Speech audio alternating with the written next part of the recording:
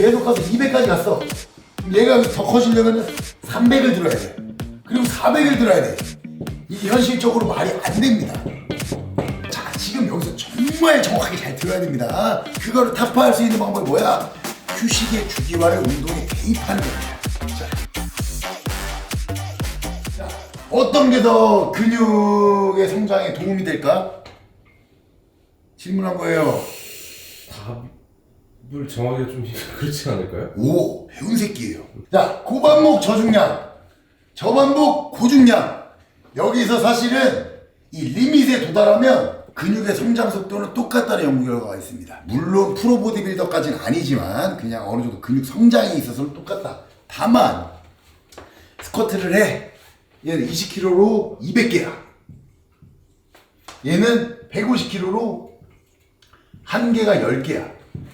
여기서 한 개라 하면 내가 더 이상 하나도 반복하지 못하고 부르르 떨면서 끝까지 했을 때를 말하는 겁니다. 20kg로 200개를 하는 것과 150개로 10개를 하는 게 성장이 같을 수 있다 라는 선상에서 어떤 게 더 근성장이 효율적일까? 당연히 이거예요. 조교! 왜 효율이라고 하냐? 근육이 성장하기 위해서는 우리가 영양학적으로 칼로리가 잉여돼야 된다. 그래야 근육의 합성이 일어난다. 근데 얘 이거 4세트, 얘 이거 4세트 했어. 얘는 20kg로 200개를 하는데 일단 10분이 걸려요. 아니 10분? 20분이 걸려요.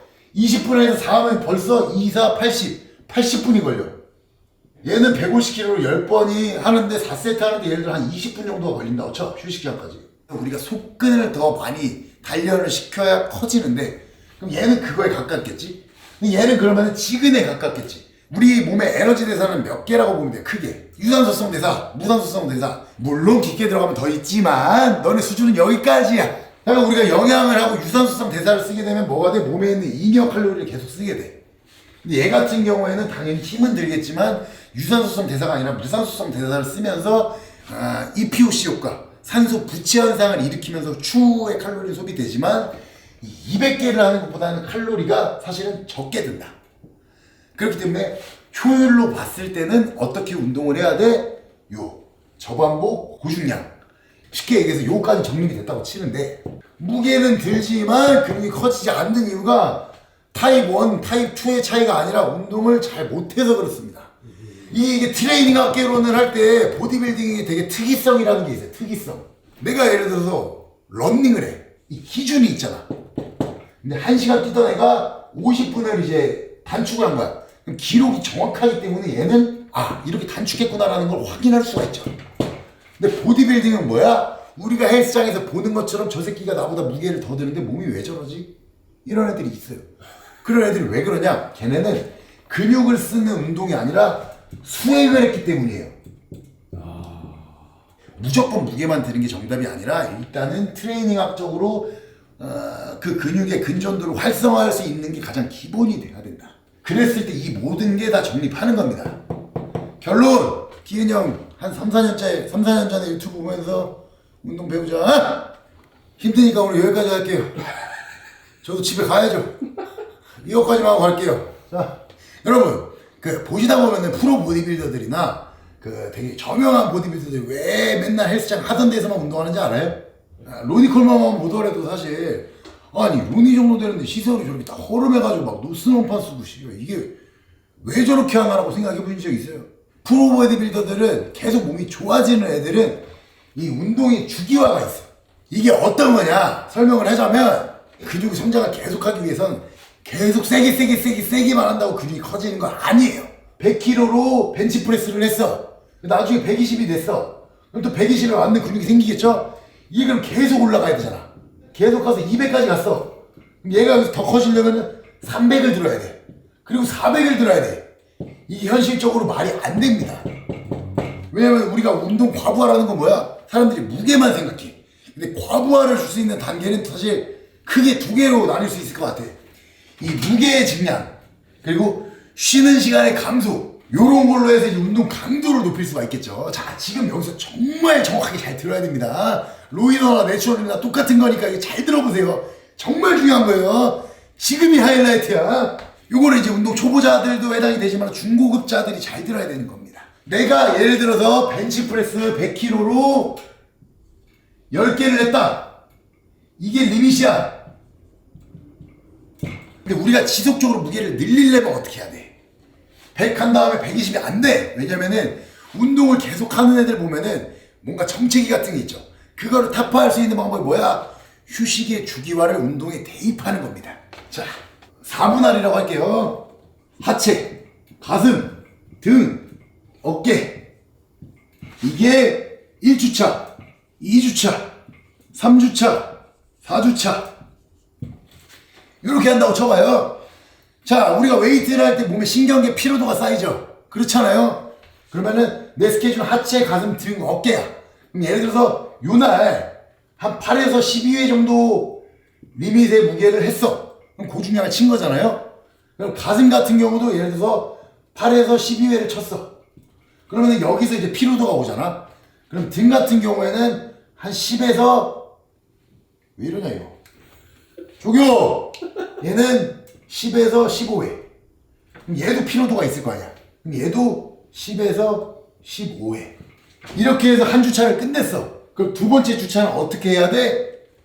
이때 다뤘던 무게가 100kg라고 치고 얘 100kg, 60kg, 얘 한 60kg 라고 치면 두 번째 주차 때는 이 주차를 낮춰야 돼. 왜냐면 내가 100kg로 몸이 빵빵한 상태인데 무게는 한 주 낮춘다고 근육이 빠질까?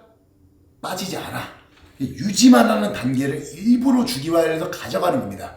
이때 고중량을 세게 했으면 여기서는 무게를 한 70 정도로 15에서 20회 정도 하는 주기를 갖습니다. 그럼 얘도 전주에 고중량을 했어. 그럼 얘도 15에서 20회 정도 컨디션. 그럼 봐봐, 얘는 좀 반복이 많은 데 쓰였지. 그럼 여기서 예를 들어서 한 4에서 8회, 얘도 4에서 8회 이렇게 동작을 합니다. 그러면은 이 세 번째 주차 때는 얘는 좀 쉬었잖아. 그치? 그러면은 첫 번째 내가 들었던 무게를 갱신해야 돼. 첫 주차 때 100kg로 8에서 12회를 했으면 얘는 100kg에서 10에서 14회를 하던가 아니면 120kg로 8에서 12회. 그럼 얘 같은 경우 어떻게 할까? 전 주차에 이렇게 고중량을 했어. 그럼 얘는 좀 낮춰야 되겠지. 그럼 얘는 한 10에서 15회. 10에서 15회. 이렇게 약간의 운동 강도를 조절하는 겁니다. 그러니까 완전히 가볍게 하라는 그런 것이 아니라 아까 근섬유 타입 1, 타입 2를 얘기했죠. 20개는 넘어가지 않게 트레이닝을 하되 15에서 20개가 딱 됐을 때 으악 해서 더 이상 들리지 않을 정도. 근데 요거는 각자의 컨디셔닝에 따라서 주기화를 자기가 만들어야 된다. 왜 이렇게 하냐? 운동을 헬스를 하는 애들이 가장 문제점이 뭐라고 생각하냐면 일요일만 쉬는 게 국룰이 되어버렸다는 거예요. 월, 화, 수를 했는데 목요일날 너무 피곤해. 그러면 부스터 먹고 가서 억지로 하라는 게 아니라 걔는 그러면 수요일날 쉬어야 되는 거야. 목, 금, 토를 했으면 하루를 또 쉬어야 되겠지. 왜냐면 그 사람의 주차는 몸 컨디셔닝상 3일 정도 했을 때 피로도가 굉장히 많이 쌓이기 때문에 쉬는 날을 그 사이사이에 가져줘야 지속적인 컨디션 퍼포먼스 상승이 일어날 수 있다. 근데 내가 막 회복이 좀 잘 돼. 응? 월, 화, 수, 목을 하고 한번 쉬고 다시 시작. 운동 강도가 높은 사람들 같은 경우에는 2에서 3일 정도를 하고 하루 쉽니다. 그 월, 화, 수, 목, 금, 토, 일 쪽에서 화요일, 일을 쉬어야지 이게 아니에요. 그래서 우리가 결국적으로 그리고자 하는 건 뭐야? 요런 식으로 우리의 그 나스닥처럼 장기적 우상향. 트럼프 진정해라 제발. 새끼야 지금 시대가 어렵던데 지금 전쟁을 하나마나 종전을 하나마나 이러고 있는 거야. 이 우상향이 되다가 뭔가 영양학적으로 들어갔을 때 체중이 빠지거나 컨디션이 안 좋을 때 내가 영양편에서 말했던 것처럼 탄수화물을 살짝 늘린다. 그렇게 되면 퍼포먼스 증가와 근육량과 함께 체중이 증가가 아주 아름답게 일어난다. 그래서 내가 처음에 말했던 게 왜 프로 보디빌더들이 계속 운동하던 데에서만 하고 하던 머신들로만 하고 왜 계속 그렇게 하느냐. 내가 나만의 루틴이 있는데 이 머신으로 80으로 10번을 했어. 그러면은 3주나 4주 뒤에는 100kg로 10번을 하는 걸 도달을 해야 내가 지속적인 퍼포먼스의 증가를 확인할 수가 있다. 갑자기 헬스장이 바뀌고 머신이 바뀌고 환경이 바뀌고 먹는 게 바뀐다. 그럼 이 모든 틀을 쌓아놓는 게 꺾이기 때문에 몸이 계속 좋아지고 웨이트를 열심히 하는 친구들이 식단에 집착하고 헬스장 운동 가는 시간에 집착하고 운동 머신 뭘로 하는지에 집착하는 이유가 여기에 있는 겁니다. 자, 저 궁금한 거 있어요. 아 좋아, 나 집에 가야 되는데. 네네. 근데 아까 그 설명대로면 컨디션을 낮추는 단계, 그러니까 60kg로 아까 10에서 15회라고 하셨는데 그것조차도 과부하가 일어나야 되는지. 그것조차도 사실 15개에서 20개도 한계점에 도달하면 그것조차도 과부하가 맞습니다. 아까 타입 1, 타입 2에서 설명했던 것처럼 그게 맞아요. 다만 이렇게 해서 계속 올라갔어. 그럼 이것도 무게가 무제한으로 올라가는 거 아니냐라는 질문을 할 수 있습니다. 근데 이 기준을 우리가 예를 들어 시합을 뛰었다고 치자. 시합이나 바프나 완전의 끝에 역치에 도달했다고 느낄 때, 그러니까 무게를 막 300, 400까지 올릴 수가 없잖아요. 그리고 이럴 때 할 수 있는 것들은 휴식을 하고 쉬는 시간을 줄이거나 요 단계로 가면 돼요. 그리고 자 보세요. 이렇게 존나 근육이 됐어. 근데 얘가 더 좋아지려면 무게를 더 가야 될 거 아니야. 근데 자 여기서 중요한 거는, 그래서 운동을 잘하거나 올림피아들이나 좀 스마트한 애들은 운동을 아예 쉬어버리죠. 그래서 시합 끝났을 때 1에서 2주를 쉬는 것 자체가, 1에서 2주를 쉰다고 사실 근육이 바로 빠지는 거야. 카타볼리즘에 돌입하지 않습니다. 완전히 그 역치값을 낮춰버리는 거예요. 한 2에서 3주 정도 한 장으로만 트레이닝을 해. 그럼 얘는 당연히 하면 50개, 60개가 되겠지. 다만 이런 경우에는 그냥 15개에서 20개만 하고 내려놓는 거야. 100kg 하던 근육이 갑자기 20kg으로 2에서 3주 운동을 한다고 근손실이 바로 날까? 근육이 감소돼서 완전히 그 카타볼리즘으로 돌아서는 상태는 아니라는 거예요. 100이라는 무게를 다루는 근육의 크기가 이 정도였어. 근데 내가 2에서 3주 정도 한 20kg 정도로 다룬다고 칩시다. 그러면 근육의 크기가 살짝 볼륨이 작아지는 느낌은 들 수는 있으나 그 근육 섬유 자체, 파이버, 근육 섬유의 그 크기나 그 근육의 핵이 줄어들지는 않는다는 소리예요. 바로 우리 선조들이 하던 말이 뭐야? 날아오르기 위해서 웅크리는 단계도 필요하다. 으악! 2에서 3주를 가볍게 그냥 리밋까지 안 가고 그냥 적당히 유지만 한다 라고 한 다음에 다시 100kg로 돌아가면 당연히 힘들 거 아니야. 10개를 할 줄 알았어. 근데 쉬고 다시 돌아오면 한 8개에서 7개 정도 될 거란 말이야. 그러면은 이 볼륨을 가져가되 근육에서 느끼는 데미지는 크게 느낀다.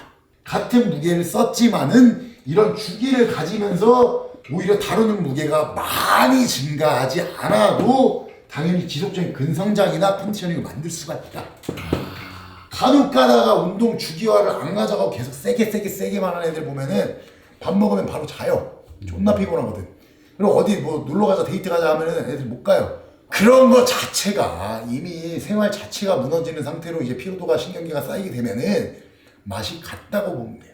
그 최근에 저기 서주성 프로 네. 3개월 동안 운동을 아예 쉬어가지고 네. 오늘 싹 빼셨더라고요. 그렇죠. 이 이론에 기반해서 그렇게 하시고. 그렇죠. 서주성 프로 같은 경우는 아무래도 이진호 선배님이 또 이거를 이미 먼저 알고 있다는 거예요.